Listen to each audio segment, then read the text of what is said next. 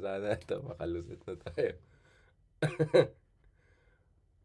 Makalusot na tayo. Ayan na guys. Kamusta naman kayo dyan? Welcome back dito sa latest episode ng Deep Dive. Okay na sana ako guys. I thought na okay na tayo. Feeling good na tayo. Walang nga, in-off pa yung heater natin dito.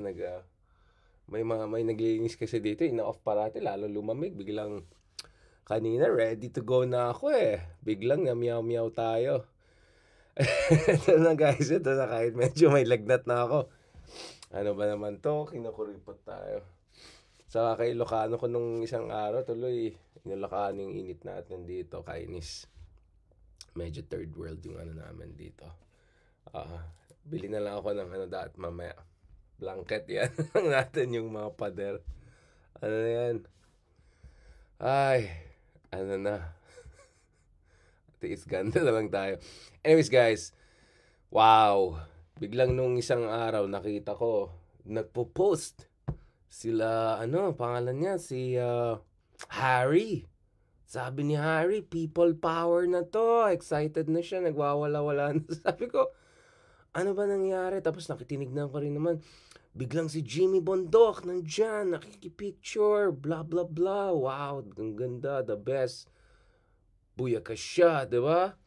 Tapos, pagtingin ko, nyamet na gito. Sabi ko, pagtingin ko guys, wala naman. 10 tao lang. Ilan ba nagpakita dyan? Nyamet na gito, yo. Parang na meow lang talaga. Nilangaw yata to eh. So, ayan, sila. Nag-occupy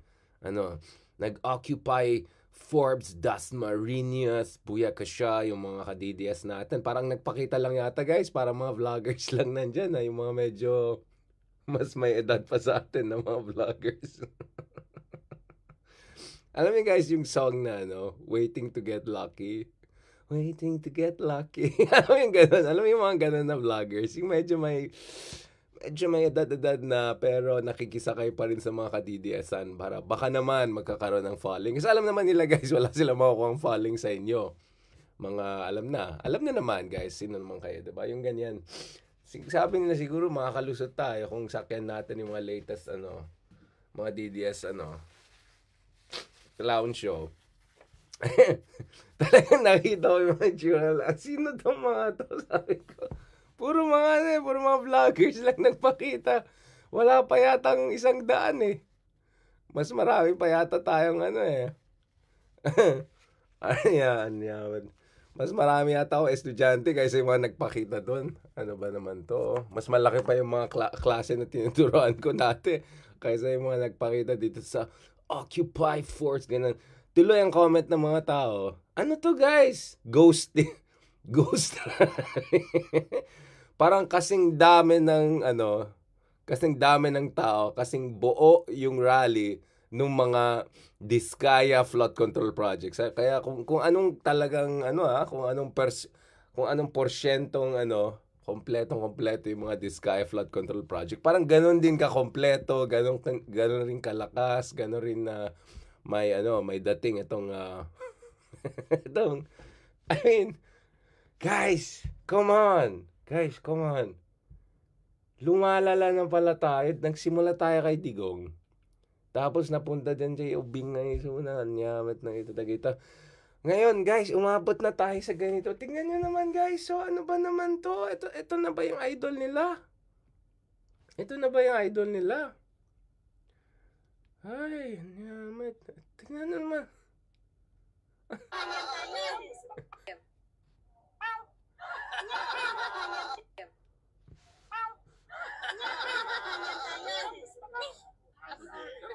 Any words, sir? What?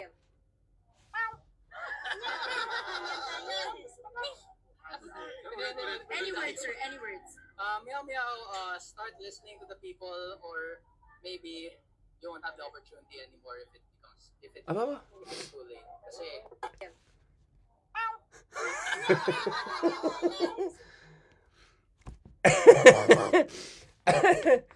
Oh my God. Alam mo, Ganito na lang guys, kung may problema tong kaibigan natin, I really wish him the best at ang payo ko talaga sa mga nagmamahal sa kanya, ano na lang, alagaan niyo na lang talaga to. Pero ang hindi ko maintindihan, bakit siya siniseryoso ng mga ka-DDS natin? Si Jimmy Bunto pumunta pa dyan, parang ano pa, followers, talagang kameta niya si ano, di ba? Guys, ano naman yan? Nyamit na ito eh, grabe. Paano tayo pumunta? Actually, it makes perfect sense. From Digong to ano, tapos ito. Pero pansin niyo guys, parang lumalala tong ano namang ano to eh. Parang ano yun eh, parang nag-mutate eh. Nag-mutate eh. Anyways, na-archive na yung isa, pero nag-mutate kasi yun ang problema eh. Kahit ano ilalagay natin na ano, nag-mutate itong mga... I mean guys, come on, seriously. Kailangan ng tulong tong taong to.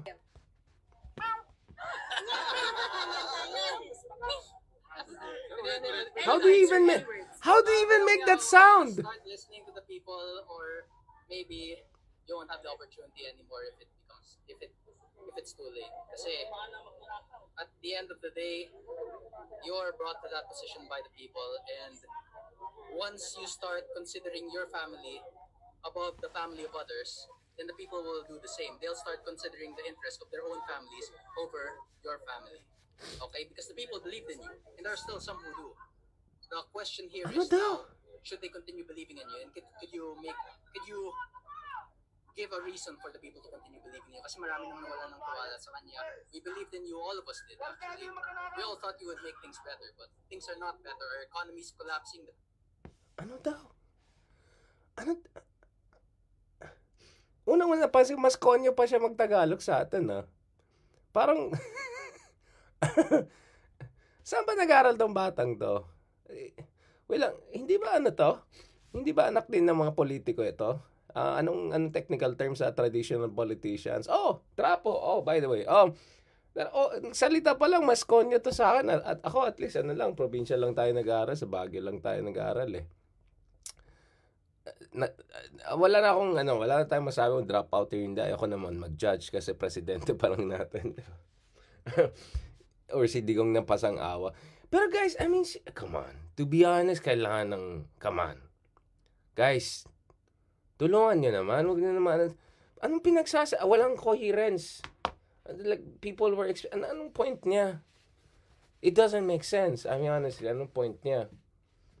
May point siya kung ina-attack na si Digong. Sabihin niya, ang dami namin, umaasa kami sa inyo, ganyan-ganyan, wala naman nangyari, blah, blah, blah, blah, blah, blah.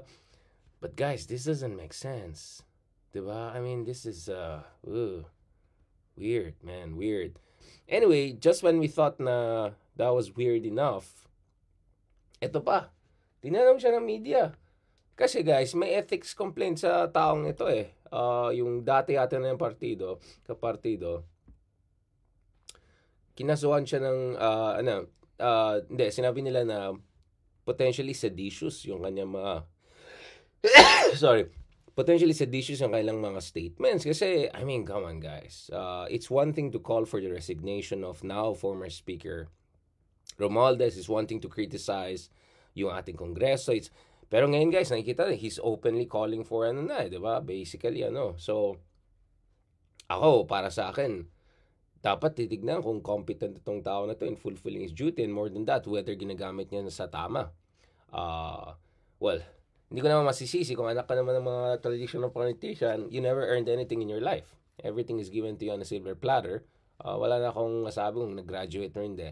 Pero kung everything is given to you on a silver platter, including your position right now, sabi nga ni Digong, di ba? Kasing galing ng di ba? Politician, gano'n, di ba?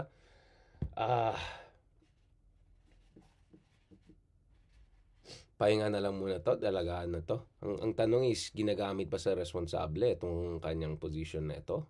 Ito ba ay representasyon ng anong in-expect natin sa isang mambabatas? Diba? Tama ba naman to? Tingnan mo naman yung mga, at least mga ibang youth leaders sa Kongreso eh.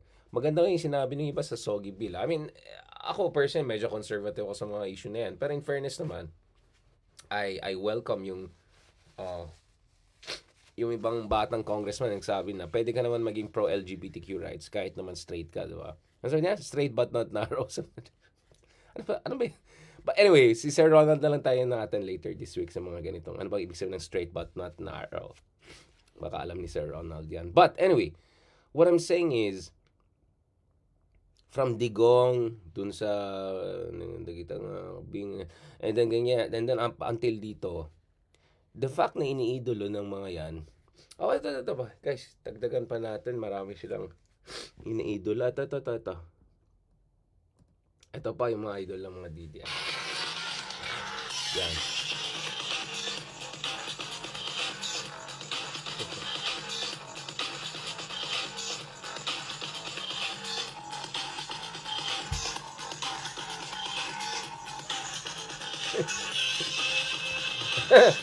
Akala ko AI ito eh. Yun, no? That's it. Good government. Para sa bayan. Dito siya. Let's go. That's it. Let's go. I mean, come on guys. Medyo... Ay, nako. Iyak na naman yung mga kadidyas natin sa comment section. Met, matulog na kayo. Hindi na kasama sa overtime niyan. Alam ko yung troll farm, iba yung time zone nyo. Oo, tulog na. Guys, come on. Ano ba naman to, guys? Hindi ko naman alam mo na guys, yung isang week, yung pinag-usapan natin yung Senado, whether kailangan natin i-abolish or hindi. Diba sabi ko, sa sobrang nakakainis, sa sobrang pathetic yung mga nangyari sa atin, hindi mo alam kung iyak ka or tatawa ka. Pero itong mga to, parang times 10 yung emotional response mo na lahat ng range, lahat ng spectrum of emotions ay dumadaan sa'yo. Lahat na parang nung stages of grief, 5 times mo ginawa. Pinalag, parang una-una, paano tayo dumating sa panahon na yung mga katulad ng mga ganitong mga tao ay biglang, I mean, I'll be honest about it. I'll be honest about it. Wala naman problema na interviewin mo yung mga kung sino-sinong tao. Wala naman problema na kausapin mo. Okay lang naman sa akin. Kahit nga makidebate ka, go ka lang, di ba? Pero, honestly, I'm a little bit disappointed dun sa mga ibang kaibigan natin na hino-host pa itong mga yung kaysa yung Barsagan niya. As if naman itong mga tao na to ay may kredibilidad parang may long track record as an analyst of the institution of the Congress, as if may long track record as being a supporter of good governance. If there's any meow track record, is walang sinabi sa mga EJ case ni Digong, walang sinabi sa Diskaya Duterte connection, walang sinabi sa Farmali, at walang sinabi sa issue ng corruption, etc. All of these things hanggang recently lang na sumabog ito at mini-weaponize ng mga iba para pabaksakin si BBM, para naman umakyat alam niyo naman kung sino, di ba? So, I'm sorry about this, guys, but yung mga ibang kaibigan natin na may mga YouTube channel, may platform, ganun, medyo na-disappoint ako. I mean, ganito na lang, kung showbiz naman, o di interview mo na pang showbiz, wala naman problema sa akin yun eh. At least you're clear about the terms of it. Pero yung interview mo, tas parang nilalabas natin na may credibility tong tao na Torgan. Not to mention, guys, honestly, sometimes if you care for someone's welfare and sa tingin mo, hindi siya sa, sabihin natin, optimal, di ba? Kung Pareto, optimal, you know, alam na natin, baka naman, huwag mo naman ang yan, di ba? Kasi the more na binibigyan natin ng attention, I mean, honestly, this is the first time na medyo pinatulang ko tong meow na to. Kasi it tells something about us eh. It tells something, hindi lang about the ka-DDS. It tells something about us na unfortunately, nasa isang sitwasyon tayo kung saan, basically trolling. Kahit medyo malabo yung, hindi mo alam yung, ito ba ay nagtatroll dahil ito ay strategy, ito ba yung tactic, ito ba ay medyo kailangan siguro magpahinga ito. It works eh. Kaya surprise, next thing you know, interview kung saan-saan, binibigyan ng platform, binibigyan ng attention. Wala naman problema bigyan ng attention. I mean, it's nakakatawa naman siya, di ba? Ako rin, pinost ko yung mga boxing. Kaya alam niya, you take it as it is, di ba? You take it as it is. Pero yung, the fact that some people are taking this even seriously as some sort of a rebelde, like kind of a radical reformer, ganun. Like, come on, seriously? Seriously, guys? Seriously? Come on, we can do better than that, di ba? wala namang problema treat it as showbiz, treat it as entertainment. Although again, even actually treating as entertainment, if there's some serious concerns na baka naman, di ba, kailangan magpahinga ito, ganyan-ganyan, then baka better not to, di ba, wag mo na amplify pa yan, di ba? Kasi the more you amplify, the more yan. Di ba? Guys, I'm being very careful about this saying things, di ba? Kasi we're still, hindi naman tayo psychoanalyst or something or psychiatrist, but there are many people are saying baka naman, di ba?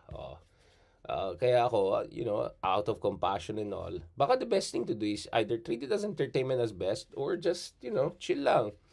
But nevertheless, yun nga kahit nilangaw yung Occupy, Forbes, Dasmariñas, whatever, kahit yung mga medyo medyo pre-retirement, na yung mga nagpakita, gano'n, na vlogger. I mean, the fact that ito yung mga idolo nila, it makes you actually worried Where is this going? Diba? Where is this going? Kaya, sabi ko, actually, nung nanalo si Digong, 10 years ago, sabi ko, actually, hindi pa siya nanalo yung tumatakbo pa lang. At nakita ko, nagkaroon siya ng retraction dun sa mga trolling niya, binabastos niya kung sino-sino, ang grabe yung mga biro niya.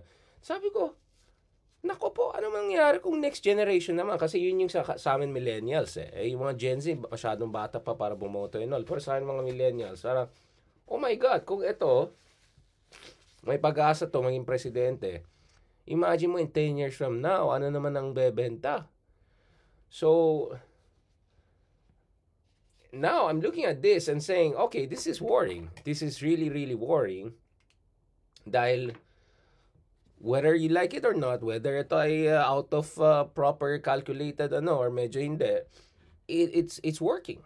It's working, guys. So this is really the serious worry I'm having right now na baka ito ay isang harbinger of a much more I'm just being very careful what I say. Of a much more, I would say, mutated version of the budol, populist, demagogic, Dutertismo na nakita natin a decade ago. And that's where I'm really serious about it. So as much as natatawa ako, parang, actually, nakakabahala ito kung saan tayo. Kasi guys, if we're gonna just pay attention to politicians or people, public figures, or biglang naging public figure lang dahil nagtatroll, nagmiyaw-miyaw-miyaw, ay medyo mag-iingat tayo at saka mag-isip tayo saan na tayo pumupunta. Kaya kanina lang, I was going through Vico Soto's, di ba? Again, no one is perfect, and I've seen so many great leaders all around the world na feeling ko understated. The other day, I was just talking to a colleague here who met Prime Minister Sanchez of España, and I feel that Prime Minister Sanchez is one of the most underrated global leaders out there. Sobrang principled ang positions niya, from condemning yung war of aggression against Ukraine by Russia to of course, emphasizing yung karapatan ng mga kabataan in the ongoing war sa Gaza, etc. So, I mean, or an international law, of course. I don't know, I just felt like, it's nakakalungkot when I see really good leaders or conscientious leaders are not really appreciated or come off as kind of boring. I remember someone said na parang nakakamiss yung panahon nila Obama, pero sa totoo lang, kahit si Obama in his best moments, yung best speech moments niya, he won't be able to sustain attention kumpara dito sa mga populist leaders katulad ni Trump. Like, for people who have actually watched Trump events or followed Trump events, that guy can really get people's attention. Hindi lang yung in terms of memes and in terms of quotable quotes and in terms of, alam mo naman, di ba, mga shorts. Pero actually, entertaining siya. Di ba? Which makes you wonder, like, what does leadership mean anymore? In our era, whereby parang ang hanap ng tao may ganun demagogic, memeable, ganun na kahit mga katulad ni Obama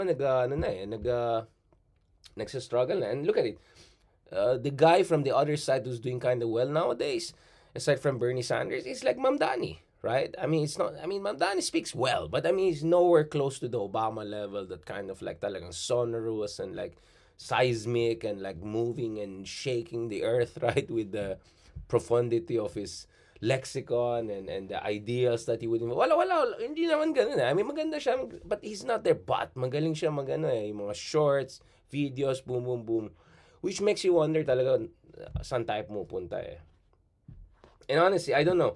I mean, Vico is like Vico gets a lot of attention, no question about it. But I have experiences whereby like you post something about Vico, di ba? You get like what?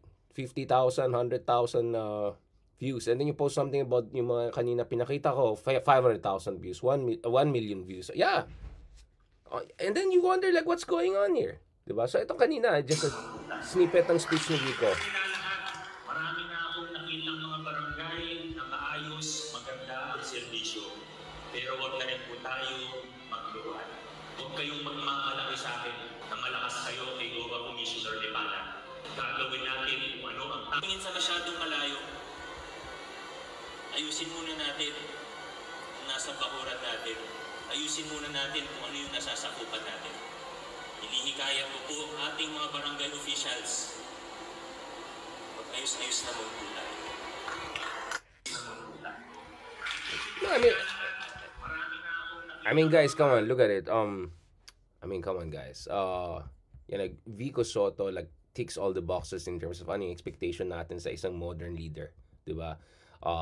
Charismatic leader, modern leader, isang leader na may may alam sa mga sinasabi niya, isang leader na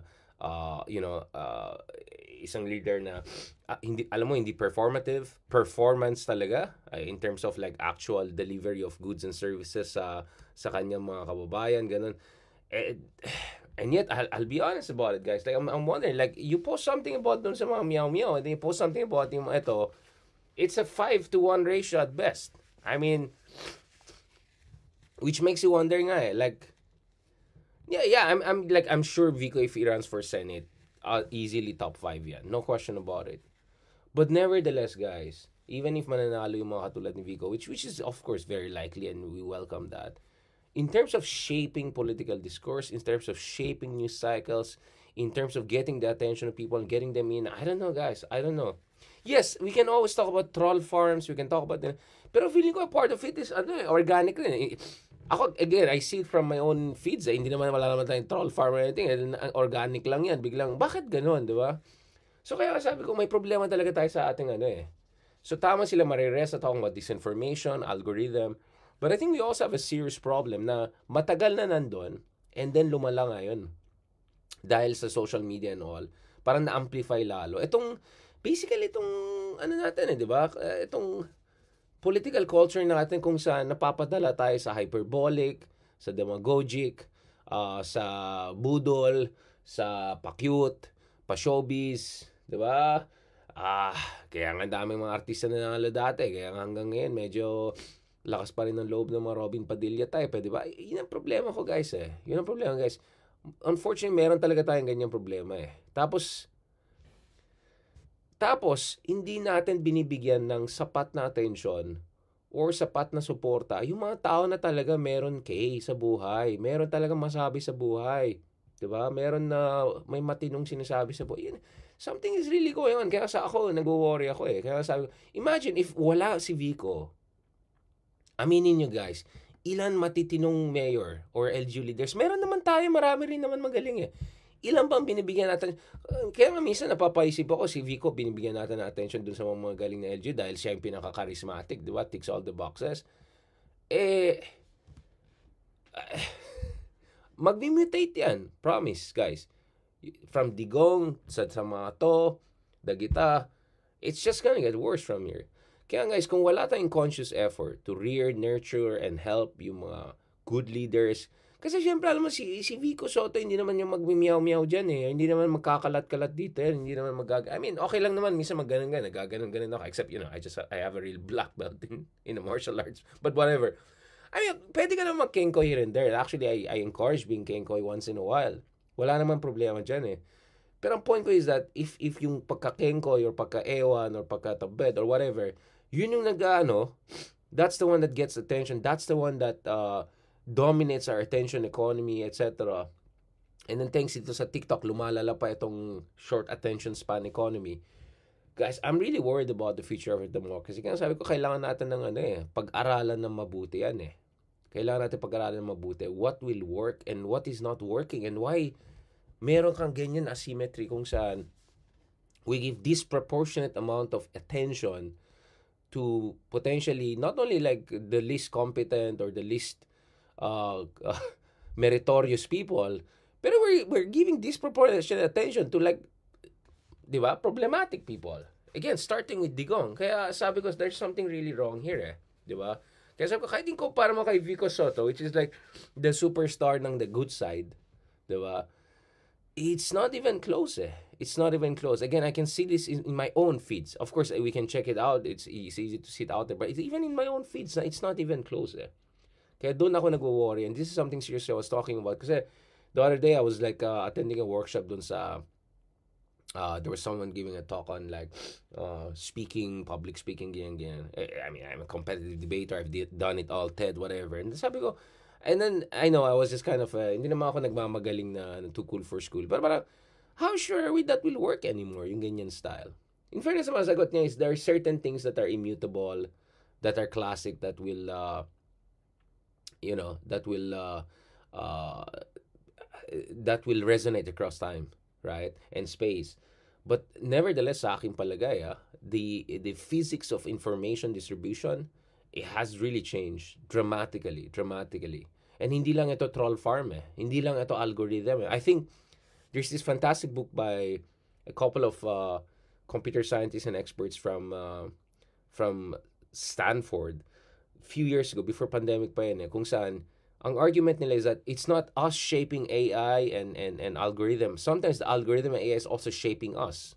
For instance, how Waze sometimes predetermines what paths you're gonna take. Because, well, ito yung sinasabi ng Waze, so ganyan. And then over time, parang ikaw pa nga yung tinitrain ng Waze kaysa the other way around, di ba? So, it's us becoming more like the robots than robots becoming more like us or something like that. Or you think like some sort of AI almost at some point in time, di ba? So, yun ang seryosong problema natin, guys. This is the serious problem we have right now, which is, di ba, the traditional indicators of competence and all, right?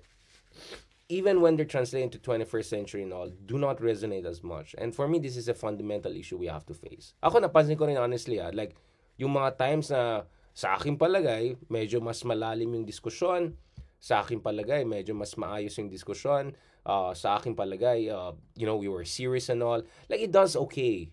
Pero the time na sobrang kalog, nagpapatawa, ganun, even if I feel, unfortunately, at times, it even comes at the expense of the substantiation ng ating mga argumento, for some reason, it does better, right? Or minsan kung pakit na ek-ek mo lang dyan, 10 times more yung makuha mo. So, I can say it from my own little experience, there's some asymmetry out there. There's an asymmetry of appreciation, asymmetry of resonance. Na sa akin palagay, may corrosive impact talaga in terms of leadership. Because leadership works if it's also recognized. Relational kasi pong leadership eh. Someone becomes leader if others recognize that one as a person as a leader. If other people follow that person. If other people believe in that person. But if you're not willing to pay attention to them, if you're not willing to listen to them, if you're not willing to look at their merit, if you're willing to give all your attention and time to the wrong people, to the clowns, to the meow-meows, ay good luck talaga. May problema talaga tayo, guys. May problema tayo, guys. So sa isang banda, nakita man natin yung limitasyon ng mga kameow-meow na demagogic politics, nilangan-langan yung rallies, blah, blah, blah, blah, blah. But at the same time, guys, let's be honest, the reason why pinag-usapan pa natin itong mga nilalangaw na pinagtatawanan natin ng mga rallies, mga ghost rallies, whatever you want to call them, is because, unfortunately, meron silang resonance in terms of national discourse, in terms of media discourse, and that's where I'm actually very, very worried, guys. Like, how I wish we had a media landscape, we had an information landscape whereby we would watch more of the highlights of yung mga speech nila Vico Soto, more of the highlights of yung mga ibang tao na talagang magaling, may ginagawa para sa kanilang mga syudad, LGU leaders, na talagang may say sa buhay, may hindi lang performative, may performance talaga. But this is where I'm really, really worried about it, okay? I'll stop on that point. Nakita niyo yung sipon natin, lumalabas na naman ulit. I'll see, hopefully I'll feel better. I'll try to get something to insulate this window and all of that. Talaga. Struggling writer vibes tayo ngayon. On that note, maraming salamat guys. Maraming salamat. Thank you again sa lahat ng mga sumusuporta sa atin. Please don't forget to follow us on TikTok, on YouTube, and on Facebook, among other platforms, sa ating Spotify channel Deep Dive, libre lang po. Hindi lang libre mga follow. There's no advertisement, there's no monetization whatsoever, so check them out. And also some of our videos, including some of our best performing videos, are also non-monetized sa YouTube natin, particularly when we discuss some sensitive issues like ICC, among other things, including almost 500,000 views na nakuha natin dun sa isang episode natin with Attorney Conti. So, and if you're part of our community, I'll try to provide more and more of our videos, with no monetization, whatever, para lang dire-diretso lang kayo makinig, para ma-enjoy nyo naman itong mga discussion natin. Because when I also listen to podcasts on YouTube and then dami advertisement, naiinis din ako kasi it ruins the train of thought, diba? Tapos skip ka ng skip and all of that. So, we're doing our best. I hope, guys, you appreciate where we're coming from. Nagpapatawa tayo, natatawa tayo. Pero these are serious issues we're facing in our country, right? Lahat naman kami in our own little ways, diba? I'm trying to be the best version of myself. I'm constantly training myself. I'm constantly trying to learn about new things. I'm constantly on the move, etc. Kahit may sipon, kahit walang sipon, show up pa rin tayo. Diba? Boom, boom, boom, ganun lang tayo. Kasi naniniwala tayo, guys, may pag-asa. Naniniwala naman tayo, you just have to put in the work. But at the end of the day, we have to all work together. Kasi kung hindi natin suportahan yung mga tamang tao, tamang leaders, ganun, yari talaga tayong lahat. Meow, meow. God bless. Talk to you soon.